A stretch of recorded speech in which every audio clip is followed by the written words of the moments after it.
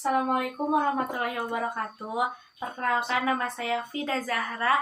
Saya di sini sebagai pewawancara dari saudari Ida Wahdatul Rafi'ah. Apakah Anda sudah siap? Iya, siap.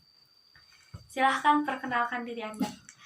Nama saya Ida Wahdatul Rafi'ah, akrab dipanggil Ida. Saat ini saya adalah pelajar di SMA Negeri 1 Rancah di jurusan MIPA. Saya tinggal di Desa Andap Raja, Kecamatan Raja Desa. Untuk hobi Anda sekarang apa? Saat ini saya sedang menjalankan hobi membaca saya, yaitu dengan membaca sebuah buku karya Ichiro Kishimi dan Fumita Koga.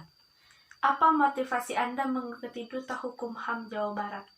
Saya adalah seorang yang suka dengan tantangan dan juga hal yang baru. Saya ingin belajar melatih soft skill dan hard skill saya, khususnya di bidang public speaking. Prestasi apa saja yang pernah Anda raih? Di SMP saya pernah ditunjuk sebagai bendahara OSIS dan juga menjadi salah satu anggota Paskibra dan Pasus.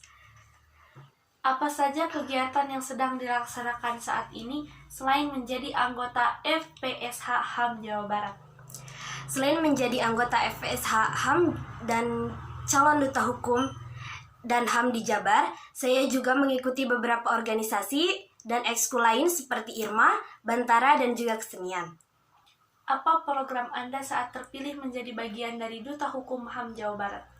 Saat terpilih menjadi Duta Hukum dan HAM Jawa Barat, saya ingin mensosialisasikan tentang bullying yang di lingkungan saya, karena masih banyak saya menemui kasus bullying yang secara langsung maupun tidak langsung.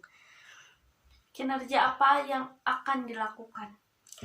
Mensosialisasikan kembali kepada masyarakat tentang apa itu HAM, terutama di lingkungan sekolah, dan melakukan kegiatan sebagaimana tugas pokok dari Duta Hukum HAM Jawa Barat. Menurut Anda, bagaimana kondisi pemuda-pemudi saat ini?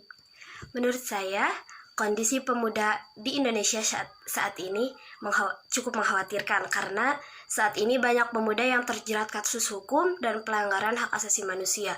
Diperparah dengan keadaan di tengah pandemi ini, para pemuda seolah dikurung oleh keadaan mereka yang semakin sulit untuk menemukan jati diri mereka.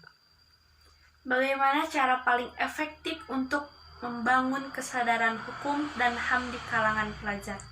Menurut saya, cara paling efektif untuk membangun kesadaran hukum dan HAM adalah dengan pendekatan secara perlahan namun pasti. Karena saya melihat di lingkungan saya, jika para pemuda tidak didekati terlebih dahulu, mereka akan berontak. Selain itu juga para pemuda butuh sosok contoh dan juga bukti nyata jika hukum itu memang benar-benar ada. Apa kelebihan dan kekurangan Anda? Untuk kelebihan, saya memiliki rasa ingin tahu yang tinggi dan menyukai hal-hal baru. Dengan demikian, saya bisa belajar lebih banyak dan ikut berkontribusi lebih di forum ini. Untuk kekurangan, saya terkadang kurang disiplin waktu sehingga saya sering memajukan jadwal dari waktu yang telah ditentukan. Apa yang menjadi daya tawar kenapa Anda harus kami loloskan menjadi Duta Hukum HAM? Seperti yang telah saya jelaskan sebelumnya, saya memiliki rasa ingin tahu yang tinggi dan juga menyukai hal-hal baru.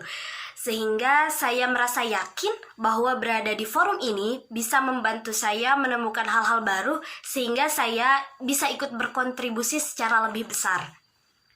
Komitmen apa yang akan Anda bangun dengan kami jika terpilih?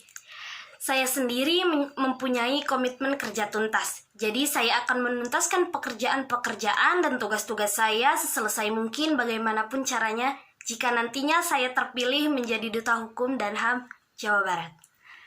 Apa pesan dan kesan selama mengikuti asesmen dan tes kepribadian?